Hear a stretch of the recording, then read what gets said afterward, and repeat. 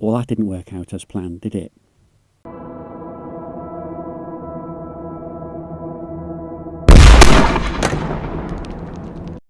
Right, got 780 kilometres to do today.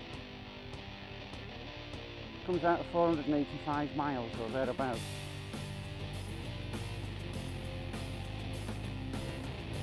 Apart from Poitiers, I'm on weather forecast that says light showers and sunshine the whole way. Poitiers is pissing down heavy. And then at Poitiers I pick up the A10.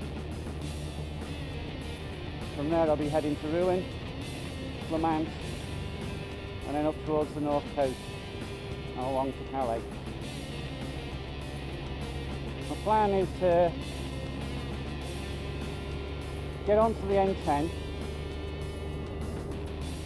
50 miles along the A10, that means I'll have done about 75 miles total. Fill up with fuel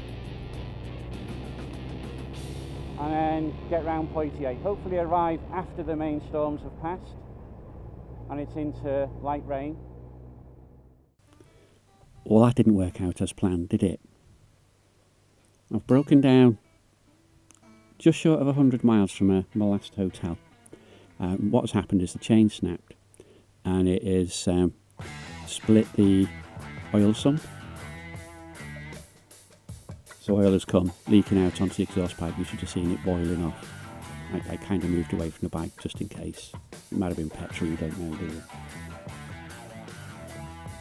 And I phoned the local police, told them where it was. I'd actually stopped right across the road from a mile marker, or a kilometre marker I think is what they call it. That police force then arranged for rescue services to start coming out to me.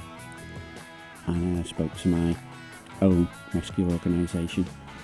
And after a bit of a visit, we put these two vans up, closed the two lanes, the hard shoulder I was on, plus the next lane along. I felt a bit important, or bemused. When the recovery arrived, I communicated using Google Translate and we got the bike on the back of the truck. I made a phone call while they were transporting me and the recovery company agreed to pay the driver to get me off the motorway. They had agreed to pay for a taxi from the recovery depot to a hotel and they'd arranged a hotel for me as well. So basically I just turned up at my hotel. I was there 3 hours after I broke down. And not being funny, I think that's actually pretty quick, to be fair. After getting to my hotel and waking up yesterday, it's how am I going to get home? Quite a lot of telephone conversations with the breakdown company. It turned out that if they paid for my hotel accommodation, they weren't going to pay to recover me personally home. And I wanted to transport home, didn't I? So I said, no, I'll pay for my hotel. Didn't bother me all that much. I was going to pay for hotels that night, those 2 nights anyway. So I weren't that bothered. They then arranged for transport home. I booked my own ferry as a foot passenger. And then they sorted me out with a taxi. And here I am waiting. I look a bit cheerful, don't I, for 5 o'clock in the morning. They arranged a train ticket for me, which they sent to me by email. And they arranged for a taxi to be waiting for me when I got to the railway station at Calais. That took me to the ferry port, dropped me off at the departure lounge. You know, look at that. I'd actually looked at the map of the station before I left. And here's me. That's my train time, 6:15. Got about 20 minutes to wait. At Calais, First World War aeroplane. I think that was the Sopwith Camel. I'll Google it. This is Louis Blériot's plane. He was the first person to cross the channel on a fixed wing plane, wasn't he?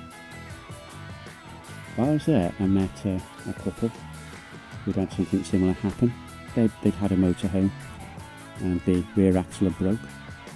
So they'd had to be recovered as well, and they were actually waiting at the ferry terminal, the same as me, without a vehicle, getting on as a foot passenger to go back to England. And it meant the ferry. We sat and chatted the whole way. Ferry ride went dead quick. And then when I got off the ferry, there was a hire car sorted out for me. This one. And I just pulled up to let the missus know how long it's going to be before I get home.